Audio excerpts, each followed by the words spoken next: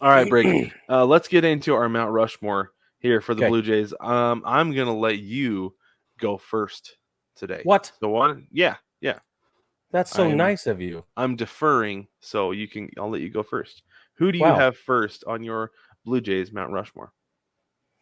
I got a guy who's in the Hall of Fame, which is kind of rare for Toronto, honestly. Yeah, But I got a guy who's in the Hall of Fame, 8-time All-Star, 2-time Cy Young Award winner. So he's a pitcher, right-handed, born in Denver, Colorado. The same year the Blue Jays became a team.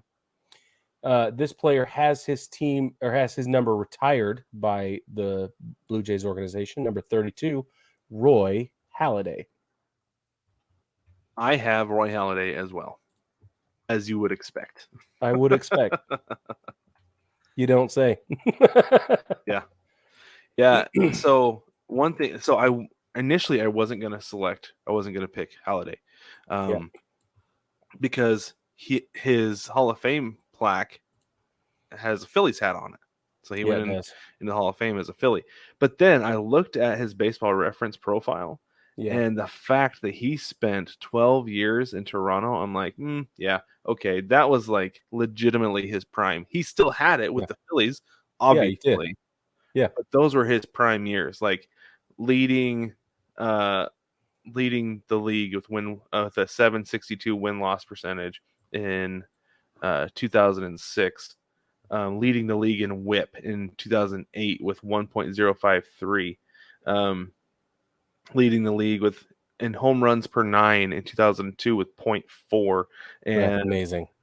a 6.23 strikeout to walk ratio in Yeah, 2003. Like that kind of stuff, that's legit, and it's honestly like too bad that he was in Toronto, because I always said that the best way for the Blue Jays to make the playoffs would have been to switch to the NL East, because the AL East is so you competitive, said so that. top heavy. Yeah, So, yeah, I but agree with you, man. I mean, he won the Cy Young Award in 2003 with Toronto. He won a second one in Philadelphia, obviously in 2010. mhm. But I went with all the same reasons. The fact that he spent 4 years with Philadelphia is wonderful, but he spent 12 years of his 16-year career in Toronto, start to finish. I really like that. All-star, I mean, a ton of times. His career WAR is 64.2. His career ERA is 3.38 overall. He actually recorded a save. Did you know that? I see that. Well, he had Yeah, 3.43 ERA in Toronto too, right. so that's nothing It's to turn your nose up at. no, it's awesome. Everybody knows his nickname is Doc, which I think is awesome. Hmm. And his full name is actually Harry Leroy. Harry Leroy Halliday. I'll just call him Roy. But anyway, yeah, Roy Halladay. Can't tell the story of the Blue Jays organization without talking about Doc. Yep. Yeah, for sure. And like I said, I was a little skeptical on it at first, but it's because he spent so long with them. Most Yeah. definitely, for Well, sure. in big years too, big winning seasons. Hmm. Yeah. Yep. It's good. Okay.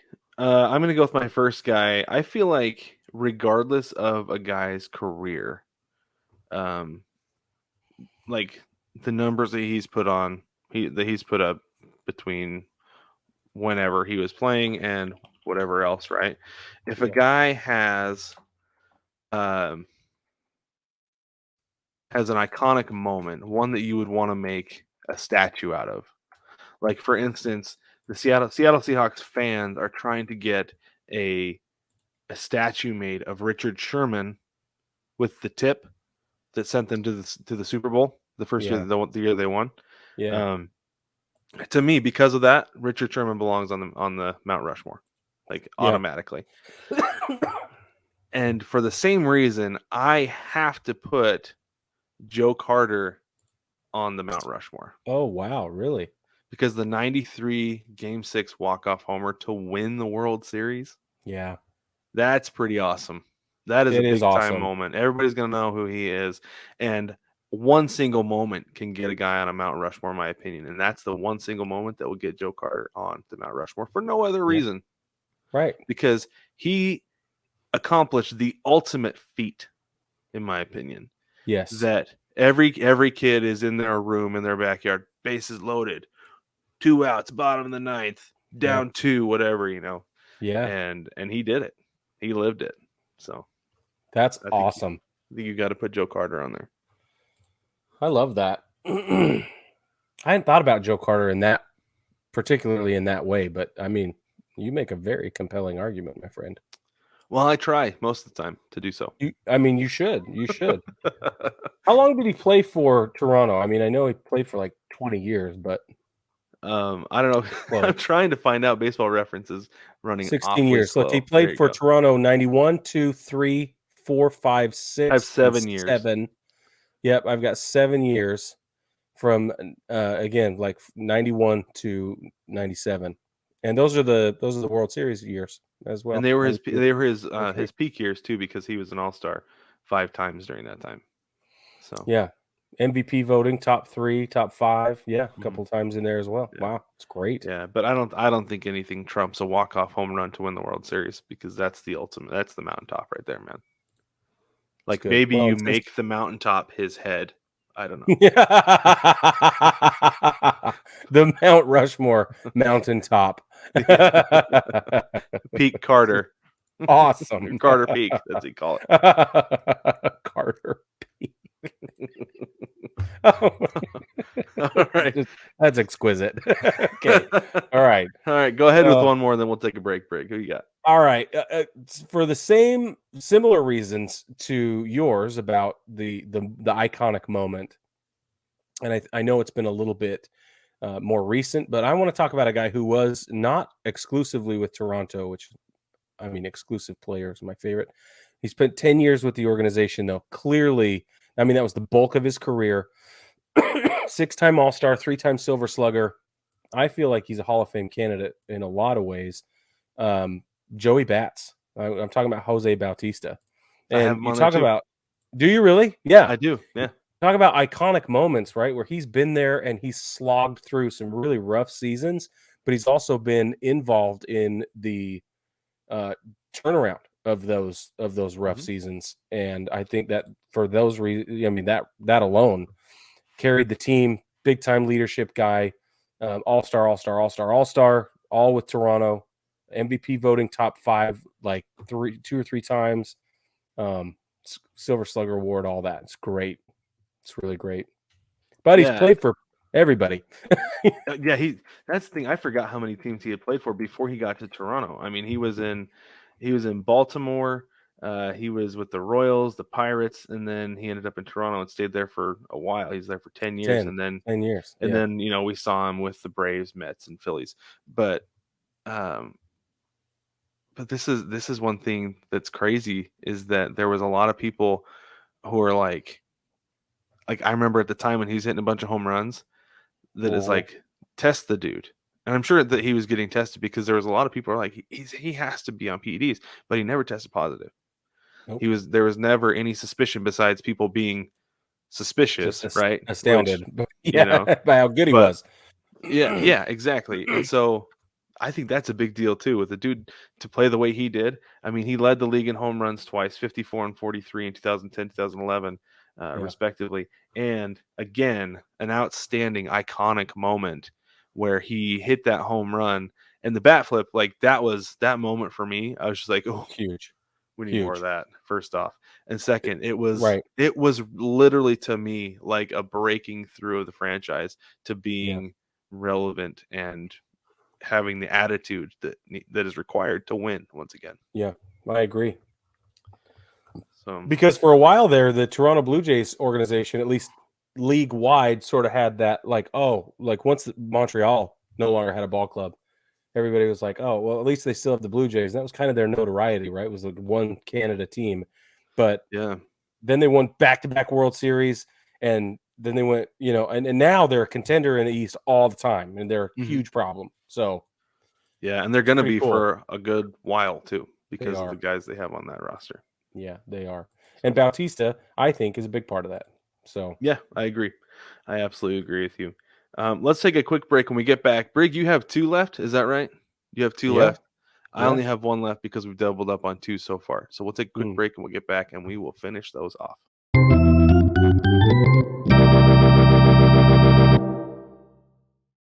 Welcome back, baseball family. We're going to finish up the rest of our Toronto Blue Jays Mount Rushmore. I have 2 remaining nominations. Brad has 1 since we've doubled up so many times. So I'm just going to go ahead and dive right in.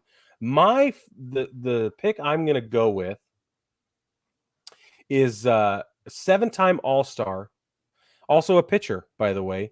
Career WAR 56.4. He's won the ERA title. He's a right-hander. Career ERA 3.44. He played with Toronto almost his entire career. It was 16 years. He played 1 game for the Chicago. Let's see, was it 1 game? 4 games, excuse me, 4 games for the Chicago White Sox before returning after a 4-year break to Toronto, where he again only played. That wasn't a 19-game season, I guess, but he had a rough year that year. Anyway, guy I'm talking about is Dave Stieb. Dave Stieb is going on my Toronto Blue Jays Mount Rushmore. And it would make sense. He is the career leader in WAR for the entire organization. He is the number 1 guy when it comes to that. So that absolutely makes sense. And like you said, 16 years in Toronto, that's a big deal. 16 years, and almost from their inception, he started playing for them in 1979. So he came 2 years later in his age 21 year, and then he didn't stop playing for them until the end of 1992. Mm-hmm. Yeah, and like you said, he came back in '98, which is crazy that he took that much time off. Like he took the latter part of his 30s off from baseball, and then at 40 came back. And I'm curious what it was. Back through.